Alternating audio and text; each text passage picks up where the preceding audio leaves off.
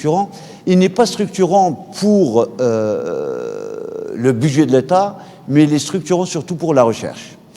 Qu'est-ce que c'est qu'un projet structurant sur la recherche? C'est un projet, évidemment, qui va chercher surtout des partenaires avec certaines compétences et surtout s'échanger les compétences. On ne peut pas, au sein d'une université, si on veut mener une recherche, dire nous maîtrisons tous les outils. Nous allons chercher sur la rive sud et sur la rive nord, donc ceux qui sont juste en face de nous, comment qu'ils observent leurs ressources en eau, quelles sont leurs compétences, et on va essayer de s'échanger des compétences. Donc permettez-moi de vous raconter, avec un temps qui m'est imparti, la petite histoire qu'on a eue donc avec ce réseau. Mais avant de vous raconter donc l'histoire de ce réseau, j'aimerais bien vous raconter aussi le cadre, c'est-à-dire si il y a des projets structurants, ce n'est pas seulement connaître des personnes, mais surtout aller chercher sur les bases de données qui sont au niveau de la Méditerranée. La première, vous la connaissez, c'est celle qui a été lancée par l'ONU, c'est le fameux plan bleu. Et sur le plan bleu, donc, il y a de la finance en termes de projets de recherche, ce sont des projets de recherche structurants, et c'est la partie ressources en eau. Et évidemment, quand on recherche ces compétences, c'est pour pouvoir déposer des projets de recherche en commun. Et si le plan bleu a été donc créé par l'ONU, ce n'est pas pour rien. C'est parce qu'au niveau de l'ONU, il y a un groupe qu'on appelle le GIEC, c'est le groupe international des experts du climat. Ce sont les États qui sont membres à l'intérieur. Donc chaque État pose ses problèmes, l'ONU ramasse tous ces problèmes, elle crée des procédures et elle les lance en projet de recherche. Vous savez tous qu'il y avait un grand débat planétaire sur le réchauffement climatique. Il y a même ce qu'on appelle les climato-sceptiques qui n'y croient pas du tout, que la planète est en train de chauffer. Ils n'y croient pas. Il y a d'autres qui disent non, non, non, attention, vraiment la planète est en train de chauffer. Pour quelle raison? Chacun a l'argumentaire contre l'autre. L'autre, il dit la planète est en train de chauffer, la température moyenne de la planète monte à peu près de 2 degrés Celsius sur une trentaine d'années. Bah, les autres, ils leur disent la température moyenne de la planète, mais ça veut dire quoi la température moyenne de la planète? Parce que si vous prenez la température moyenne ici en Algérie, qui est presque de 30 degrés par an, si vous prenez celle du pôle Nord, elle est de 0 degré, et ça veut dire quoi une température moyenne? Donc, qu'a fait le GIEC? Il a fait des procédures. Il a fait des procédures, donc ça j'avance.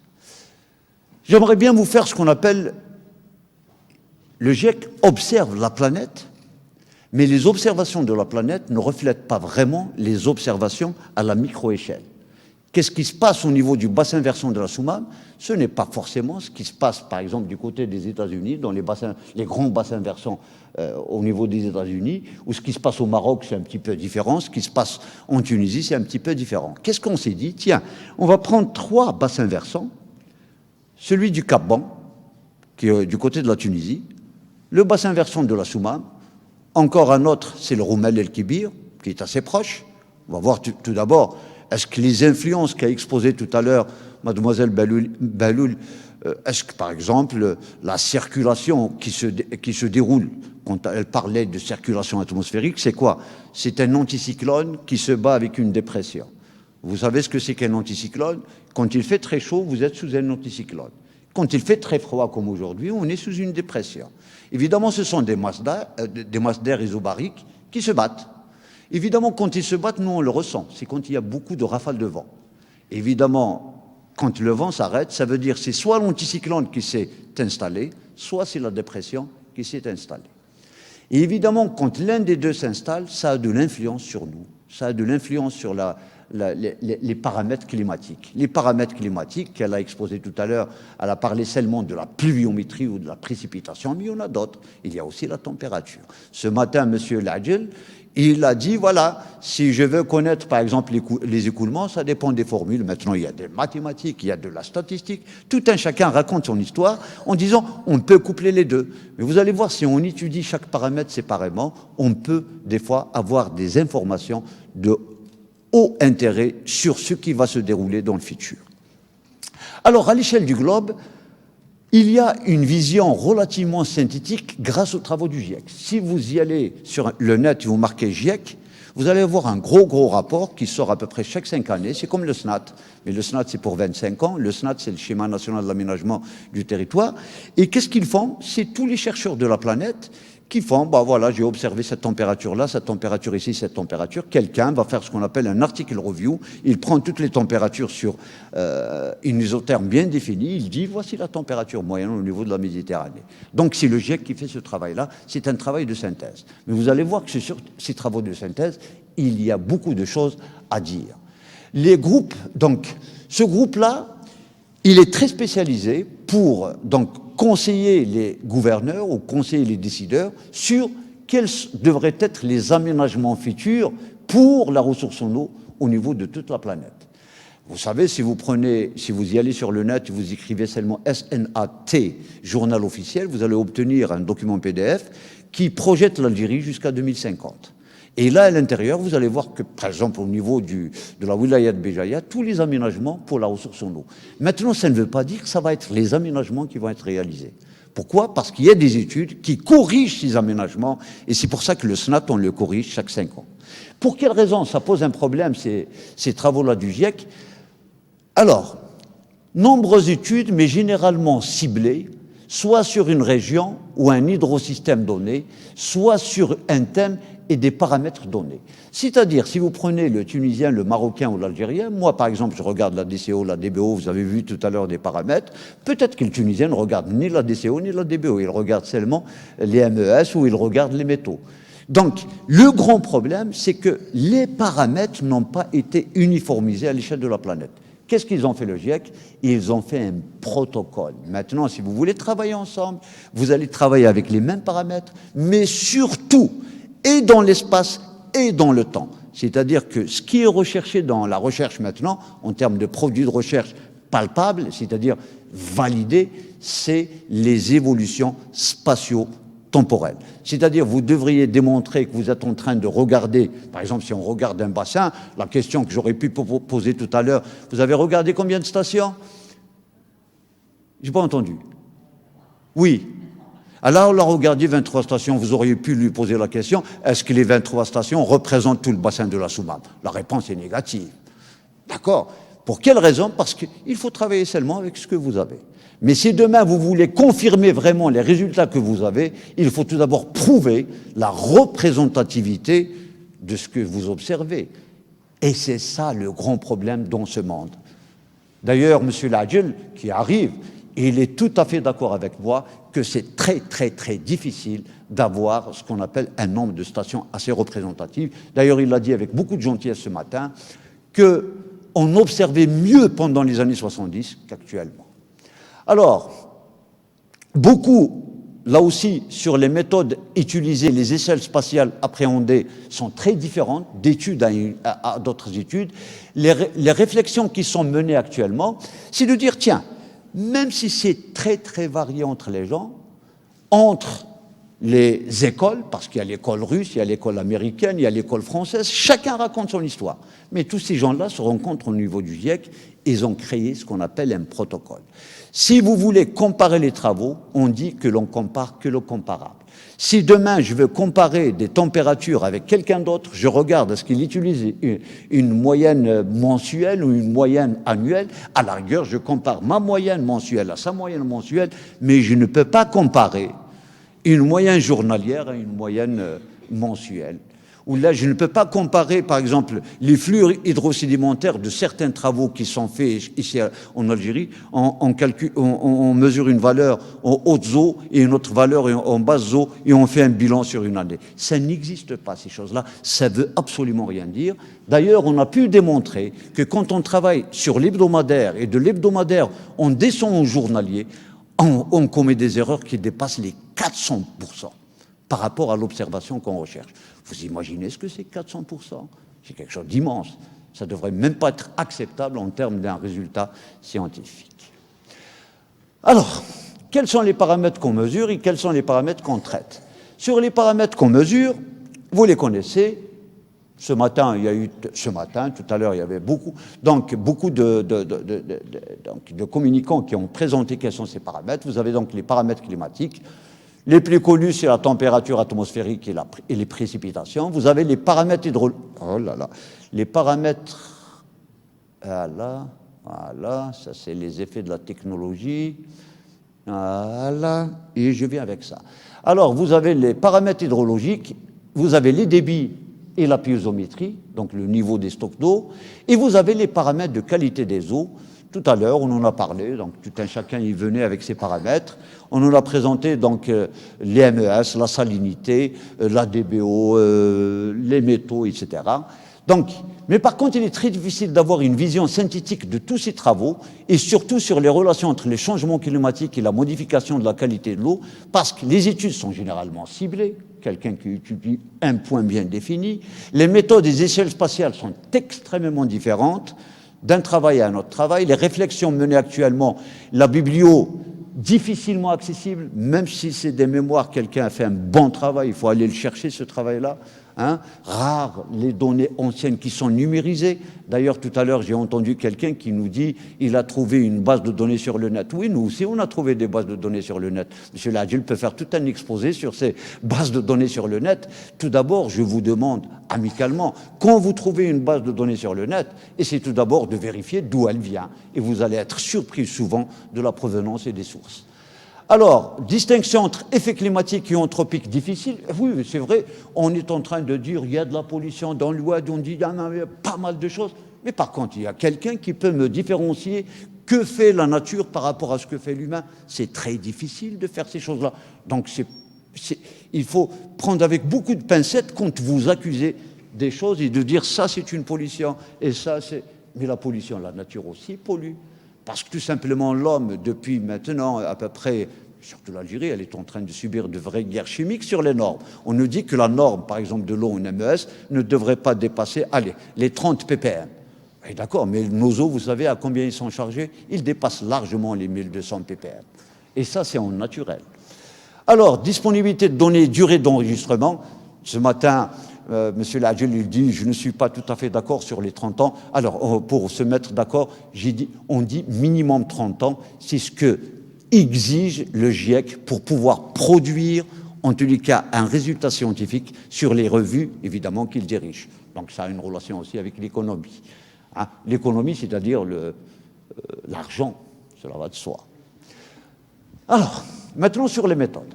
Il y a deux méthodes. Il y a une méthode, donc, rétrospective et il y a les méthodes prospectives. Les méthodes rétrospectives, c'est d'aller rechercher tout ce qu'il y a comme données anciennes. Donc, c'est les grandes séries chronologiques. Donc, sur ces données-là, qui sont des données existantes, là aussi, il y a à boire, à manger, parce que tout simplement, ce matin, il y a aussi une discussion sur ces bases de données. On en a remarqué à chaque fois que quand quelqu'un s'intéresse, et s'il s'intéresse sérieusement aux bases de données, le grand problème dans des bases de données, tout d'abord, il faut vérifier est-ce qu'elles sont bonnes. Et une fois que vous allez vérifier elles sont bonnes, honnêtement, on a vécu dans un pays, au moins, si quelqu'un vous dit je peux avoir 80 سنة quand même, à la rigueur, par intelligence, nous avons 7 ans de guerre, au moins pendant ces 7 ans de guerre, personne n'a mesuré. Donc il y a beaucoup de lacunes. Nos données sont de vraies gruyères. Mais alhamdoulilah, il a dit ce matin, il vous faut des informaticiens, de bons mathématiciens, évidemment tout un travail d'état d'art pour connaître qu'il y a des méthodes de comblement de données selon le nombre de données ou le pourcentage de données manquantes. Évidemment, à travers ça, il y a tout un travail qui a été fait et on est en train au moins de reconstituer des bases de données. Parce que, tout simplement, si vous avez une base de données, vérifiez-la. Vérifiez-la, c'est quelque chose de très, très important. Vous savez, les traitements statistiques, tout ce que je vais vous raconter là, détermination d'anomalies, tests de tendance, période de retour des événements extrêmes, cycles, ruptures, tout ça c'est joli. Si vous savez utiliser un logiciel, vous pouvez faire ça rapidement. Mais si vous avez des données fausses, vous pouvez donner n'importe quel résultat. Alors, les méthodes prospectives, maintenant, c'est la modélisation. Alors, si je regarde un phénomène en fonction du temps, la chose la plus simple, je ne regarde pas une régression linéaire, elle ne s'arrête pas au temps là où j'observe. Je peux la projeter vers le temps que je veux. Et évidemment, ce que veut le GIEC, quels que soient les modèles que vous allez utiliser, je vais énumérer certains, il faut faire des projections entre 2050 et 2100. Alors, le GIEC, qu'est-ce qu'il demande? Il demande que quand vous allez traiter vos données, vous devriez les traiter selon certains modèles et certaines disponibilités de données. Et selon les disponibilités de données, il a fait ce qu'on appelle des scénarios. Parce que ça dépend comment que, là où vous êtes, ça dépend comment vos institutions sont structurées. Si vous regardez au niveau de la DPAT, on va la voir tout à l'heure, la base de données, au niveau de la DPAT, vous avez pas mal de données par secteur. Eh bien, on va voir. Supposons que vous ayez, sur les données, vous avez la croissance économique, vous avez la démographie, vous avez la technologie les plus efficaces, l'homogénéisation du revenu par habitant. Si vous avez des données comme ça, vous pouvez utiliser le modèle A1 du scénario GIEC. Mais par contre, si vous avez ce type-là de données, vous utilisez le modèle A2, etc. Il y en a à peu près une centaine de modèles comme ça. Tout dépend, parce qu'ils ont fait des procédures. On est obligé de rentrer dans les procédures pour pouvoir comparer. Évidemment, ça, c'est les scénarios GIEC selon la disponibilité des données que vous avez. Alors, on va rentrer maintenant sur... vous avez tous entendu parler de ce qui se passe au niveau de la planète. Nous avons donc des courants de circulation... ça roule, voilà, des courants de circulation chauds et des courants de circulation froids, donc qui traversent toute la planète. Évidemment, nous avons tous entendu parler qu'il y a donc une émission des gaz à effet de serre et des aérosols dans l'atmosphère. Ceux-là ont été appliqués dans des modèles de circulation atmosphérique pour application dans les modèles hydrologiques. Donc ça, c'est comme ça que les gens du GIEC ont fait les choses de telle façon à nous raconter le fameux sujet du global warming.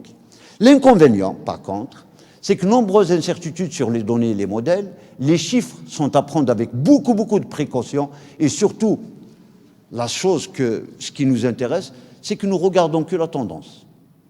La tendance, elle est à l'augmentation, on va dire à l'augmentation. Mais surtout, n'ajoutez pas à quel pourcentage c'est. Parce que là, il y a aussi à boire et à manger, et vous pouvez être critiqué par quiconque. D'ailleurs, c'est de son droit.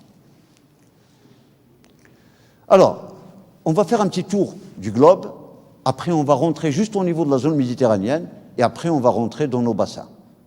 Comme ça, pour voir un petit peu pour quelles raisons le GIEC, c'est-à-dire tous les travaux que nous étions en train de discuter tout à l'heure, pourquoi il s'intéresse après aux travaux ciblés. Alors, au niveau du globe, ça, c'est l'observation. Il n'y a pas deux qui puissent se mettre, c'est-à-dire de vis-à-vis, deux qui vont se contredire, qu'il y a une augmentation globale de la température. Alors, cette augmentation-là, elle est observée, par exemple, le chiffre là que j'ai pris, c'est entre 1994 et 2004. Et on dit qu'il y a une augmentation au XXe siècle à peu près de 0,6 degrés Celsius. C'est important, 0,6 degrés Celsius. Alors, avance.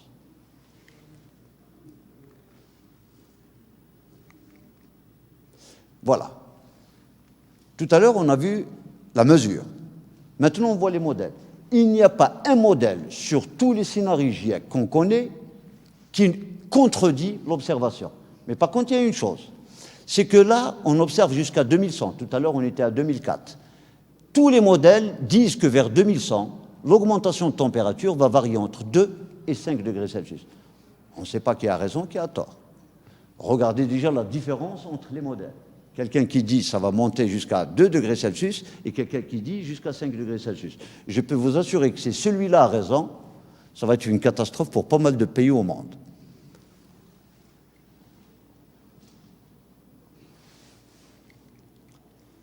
Ayatash. Voilà. Alors, ce qui a été observé, c'est qu'à l'échelle du globe, il y a une augmentation des précipitations moyennes de 3%, mais avec des disparités. Il y a une augmentation des températures atmosphériques, une augmentation de l'évaporation, c'est tout à fait normal, la température augmente, l'évaporation augmente, et une augmentation du temps de résidence moyenne de la vapeur d'eau dans l'atmosphère et saturation avec augmentation des précipitations.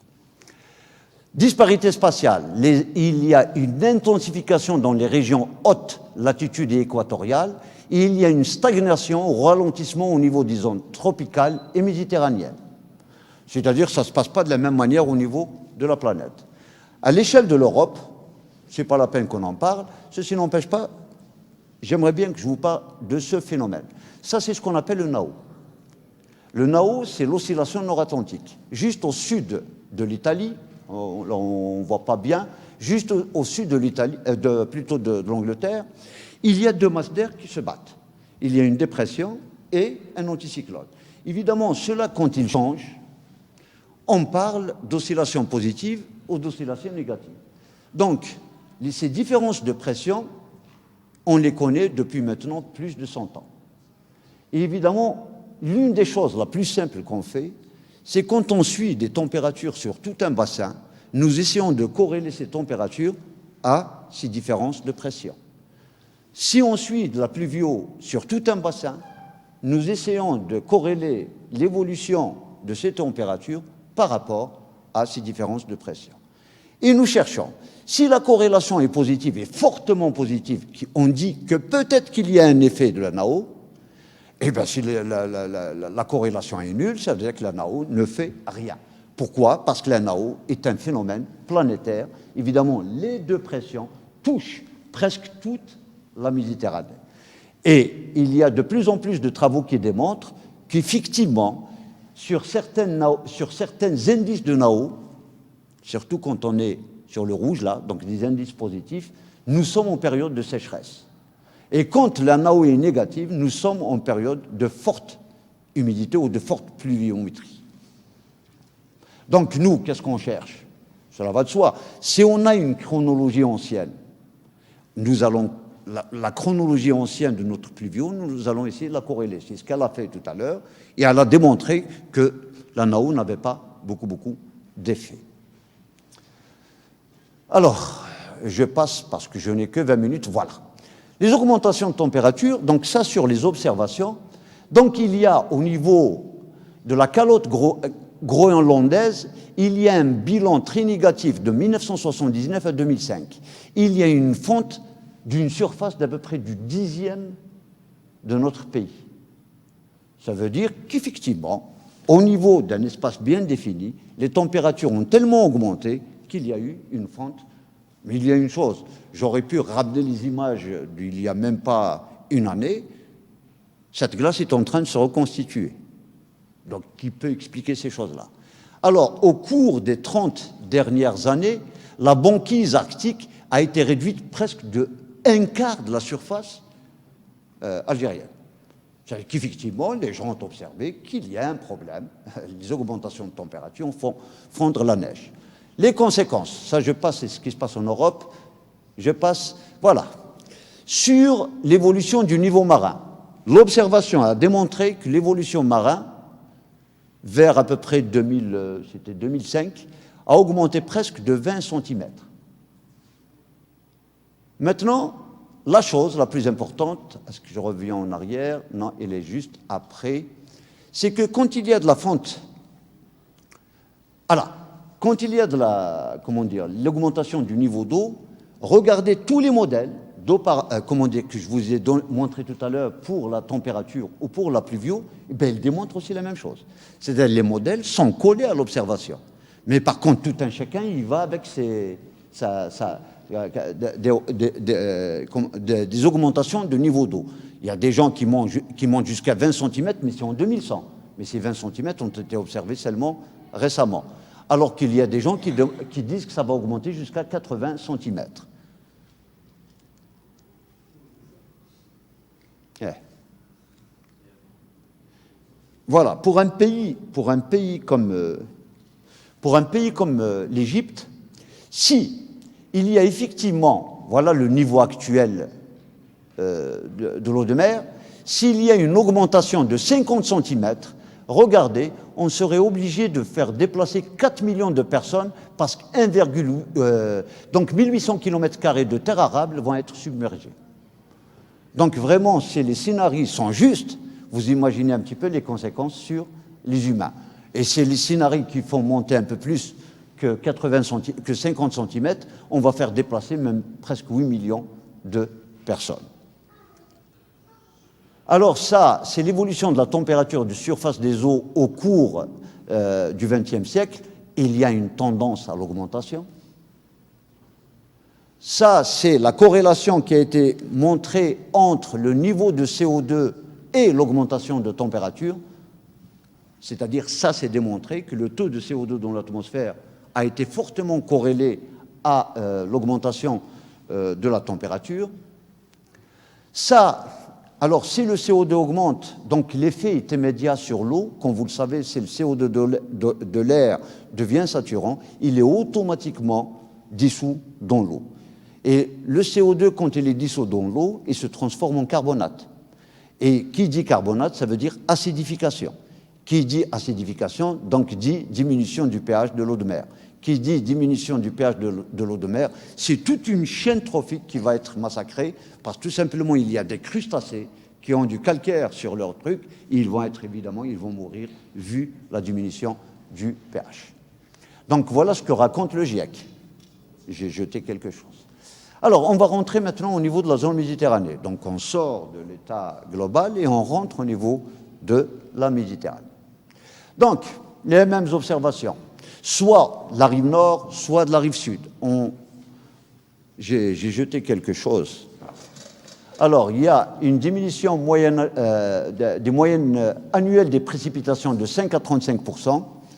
Il y a une augmentation des moyennes annuelles de température de 3 degrés Celsius à 4,8 degrés Celsius. Et les variations moyennes des températures et de précipitations entre 61 et 1980, et ceux simulés tirés des 21 modèles climatiques mondiaux. Donc vous avez ceux qui sont en haut mesurés et ceux-là sont simulés. La même chose, hein, là, donc par ça, vous voyez qu'il y a une augmentation de la température de la surface de la mer. Ça, c'est sur la période 1961-90, donc mesurée. Regardez que les tendances vers les modèles montrent que partout, ça va chauffer, surtout au-dessus de l'Europe. Regardez au niveau de chez nous, bon, ça va, d'après les modèles, on ne va pas être vraiment affecté, mais quand même, ça va chauffer par rapport à actuellement.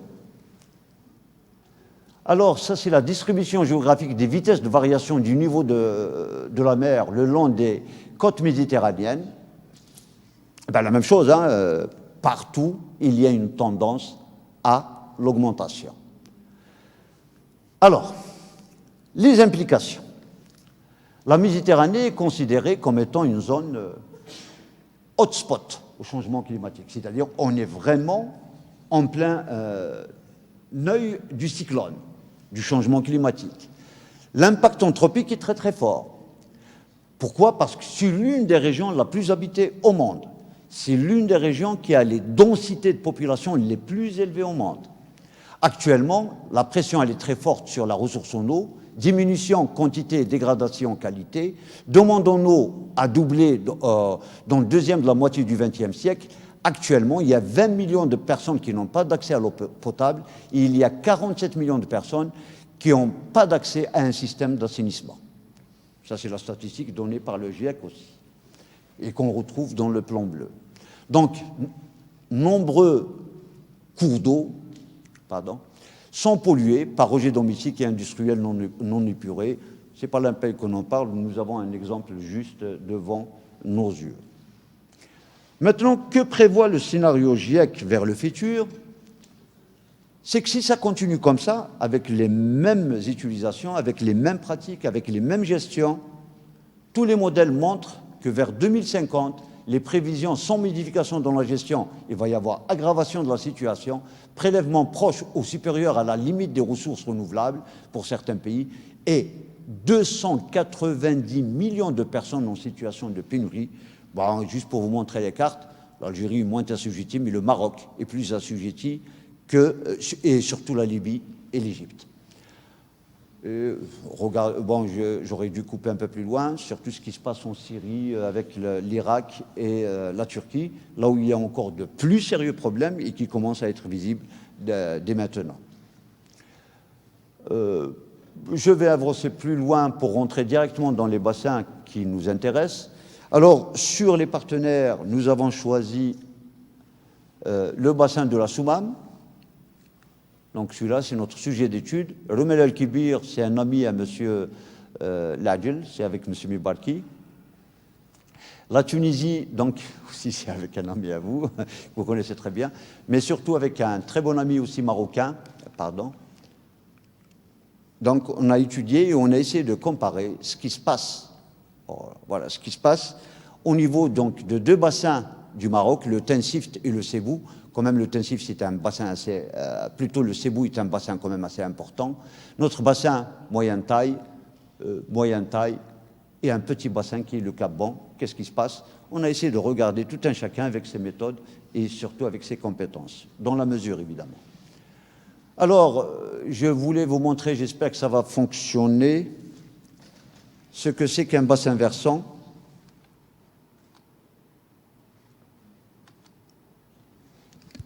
Est-ce que ça va? Eh bien, ça ne marche pas. J'avais préparé un petit flash pour vous montrer comment un bassin versant fonctionne, ce que c'est que les limites, ou ce qu'on appelle les lignes de partage des eaux, c'est-à-dire réellement comment que tout ça arrive pour sortir tout simplement via l'estuaire que vous connaissez, c'est la sortie. J'aurais aimé vous montrer ça pour que vous ayez et que vous puissiez toucher, au moins virtuellement, ce que c'est qu'un bassin versant. Alors, tout à l'heure, on a parlé des données institutionnelles pour pouvoir faire un scénario. Voici comment sont organisées les données de la DPAT. La DPAT, c'est la Direction de la planification et de l'aménagement du territoire. Donc, ces données sont structurées de la manière suivante.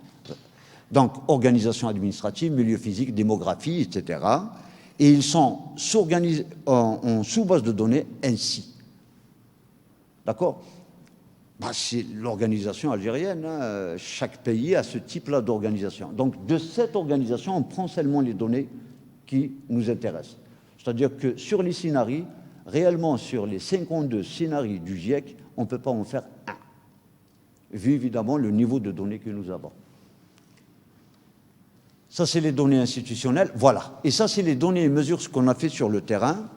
Vous avez donc les choses qu'on ramène, donc les bases de données. Les mesures du flux hydrosédimentaire, ça a été présenté tout à l'heure par Madame Alili. Les mesures des paramètres de pollution, bon, ça c'est généralement, on attend les mémoires et on voit donc beaucoup de gens qui font de la mesure sur le terrain, ils font des prélèvements, ils ramènent et on mesure. Cette fois-ci, on a commencé un travail avec les gens de l'environnement. On fait au moins une mesure chaque mois. Alors qu'auparavant, on faisait des mesures seulement selon la disponibilité des étudiants. Et vous avez évidemment toutes les cartes qu'on ramène, que ce soit satellitaires, des cartes topographiques, les modèles numériques de terrain, etc., etc., etc. Alors, au niveau de la SOUMAM, tout ce que nous avons fait, c'est la qualité des eaux superficielles et on a mesuré à haute fréquence les flux hydriques. À haute fréquence, c'est-à-dire qu'auparavant, on mesurait chaque semaine, donc c'est nous, on y va, mais maintenant on a placé un petit capteur qui mesure ça chaque demi-heure. Le rumel, donc les gens se sont intéressés à la fuite en zone karstique, parce qu'on pense que le rumel, plutôt le barrage, le fameux barrage Ben Haroun, a un problème de fuite, donc c'était le travail donc, de M. Mibalki, c'est de quantifier ces fuites, mais jusqu'à aujourd'hui, on n'a pas donné grands chiffres sur ce travail-là. Vous avez donc le Tinsift s'est intéressé comment évoluent les nappes phréatiques au niveau de deux bassins. Mais surtout, eux, ce qui les intéresse, quel est l'impact de l'agriculture, parce que les Marocains, donc c'est un pays qui est bien développé côté agriculture, ils voulaient connaître en ces temps-là, est-ce que l'agriculture a fait un impact important sur les niveaux des nappes? Et quand vous allez voir les chiffres, c'est une question qui est évidente, mais les chiffres ont démontré quelque chose qui fait peur, en tous les cas pour le Maroc, jusqu'à ce qu'il soit considéré comme un pays à plus haut risque stress hydrique que les pays voisins. Le Cap Bon, par contre, c'est un bassin, entrant directement en pleine mer, avec, qui est faiblement ponté. Vous allez voir que la surconsommation d'eau de nappe a provoqué des sursalinités, donc le fameux problème du biseau salé au niveau du Cap Bon. Et évidemment, eux, ils utilisaient les recherches de nappes, c'est-à-dire ils ont fait un effort quand même, ils se sont dit, tiens, nos nappes sont vidées, on a un problème d'intrusion marine, tiens, on va essayer de les recharger. Et évidemment, ils les rechargent avec de l'eau usée traitée. Donc, c'était le boulot des Tunisiens. Donc, voici les équipements qu'on utilise. Ça, c'est un piézomètre. Ça, c'est notre capteur à haute fréquence. Et ça, c'est un préleveur automatique quand il y a des événements, évidemment, qu'on ne peut pas mesurer avec cet appareil-là. Donc, le préleveur automatique fait évidemment un prélèvement, surtout dans les événements de crue ou quelque chose comme ça. Là, on ne peut pas accéder. Et après, donc, quand c'est accessible, on peut y aller pour prendre nos échantillons. Donc ça, c'est les logiciels qu'on utilise, donc le ArcGIS et le SafeGIS. Le SafeGIS est un archiveur databases des cartes, celui-là. Et celui-là, l'ArcGIS, je pense que tout le monde le connaît. Alors ça, c'est quelques cartes que l'on tire. Juste, je passe. Ça, c'est une carte assez intéressante. Juste là derrière, ça, c'est les 10 sous-bassins. Ça, ce sont des cartes qu'on a reconstituées, donc c'est l'occupation du sol avec toute la végétation et les types de végétation. Ce que vous voyez en vert, par exemple, c'est l'intérieur du bassin, avec évidemment, on est considéré comme étant un bassin oléicole. Tout ce que vous voyez en vert, c'est l'oléiculture représentée. Évidemment, qui dit oléiculture dit besoin en eau. Donc, de plus en plus, on est en train de faire des travaux pour dire telle couche elle a besoin de combien d'eau. Alors, ça, c'est une carte assez intéressante. On a pris le MNT et on a pu retrouver un travail qui a reconstitué le MNT sous-marin. Donc, c'est les relevés bathymétriques. Tout le problème, il est là. Personne ne connaît les mesures qu'il y a là. C'est-à-dire, de là à peu près à une vingtaine de kilomètres, il n'y a aucune mesure. Elle a de l'importance parce que le bassin, quand il fait son charriage, ben, il verse tout ça à ce niveau-là. Évidemment, ça influe sur le fond marin. Ça influe, le travail que nous avons fait avec Mme Alili, c'est pour connaître un petit peu combien qu'on charrie par an. On en a trouvé à peu près, le chiffre de tout à l'heure, 4,6 millions de tonnes par an. Ces 4,6 millions de tonnes sont exploitables pour ceux qui veulent récupérer du sable, au lieu d'aller récupérer le sable au niveau donc, de l'oued ou tout simplement au niveau du sable des plages. Donc il y a des possibilités immenses, parce que si c'est de 4,6 millions de tonnes par an, il y a vraiment des possibilités. Il n'y a qu'à regarder ce qui se fait de l'autre côté. L'Italie actuellement, il est strictement interdit de prendre du sable, soit de rivière ou de plage, parce que tout simplement, ils ont liquidé tout leur sable il y a des années. Maintenant, ils prennent le sable sous-marin. Et quand je vous dis du sable sous-marin, il est exploitable entre 2 et 4 mètres de profondeur. Ça, c'est certaines cartes, donc ce qu'on tire comme information. Maintenant, c'est un petit peu le travail simplifié de ce qu'a présenté tout à l'heure Mademoiselle Baloul. C'est que si on prend 3 stations, Annaba, Alger et la Soumam, sur une chronologie, je ne me rappelle plus, c'était de 1969 jusqu'à 2004 à peu près, et on prend les moyennes mobiles, un travail extrêmement simple, on remarque que pour toutes les stations, on voit une tendance à l'augmentation. Là, je vous ai dit tout à l'heure qu'il y a des méthodes très très simples à traiter, donc par des moyennes mobiles. Évidemment, une fois que vous avez corrigé au moins votre base de données, vous pouvez remarquer que par un travail simple, on a pu démontrer qu'il y a une augmentation à la température, il y a une tendance de l'augmentation, là, mais quand même, il y a une tendance à l'augmentation, une tendance, c'est-à-dire, quelle que soit la station qu'on a au nord, là où il n'y a pas donc d'oran, mais en tout cas, quand à Alger, Bijaya, il y a une tendance à l'augmentation de la température. Moyenne annuelle, évidemment. Hein. Même la maximale annuelle. Alors, si on regarde cette tendance-là, on peut soutirer certaines informations. On a remarqué qu'il y a de plus en plus de nuits plus chaudes en été. Il y a des journées plus caniculaires. Ça, c'est une photo qui nous a été ramenée par nos amis donc, de Rouen. On a remarqué que sur les précipitations accumulées entre le 5 avril et le 2 octobre, ainsi que ceux observés entre le 3 septembre et le 2 octobre, c'est que 90% de la pluvio est tombée en Algérie seulement pendant cette période. Alors que pendant cette longue période, regardez le taux de pluviométrie. Le message. Le message, ça veut dire de plus en plus, on a une forte pluviométrie, mais sur une courte période. Pour ceux qui s'y connaissent, ben c'est très simple. Si vous mettez beaucoup d'eau sur une surface, ben cette surface, l'eau va plus s'écouler que s'infiltrer. Évidemment, donc, sur la disponibilité, il va y avoir toujours des problèmes. Donc cette observation est assez éloquente. Alors, sur les mêmes traitements, sur ce qu'on appelle...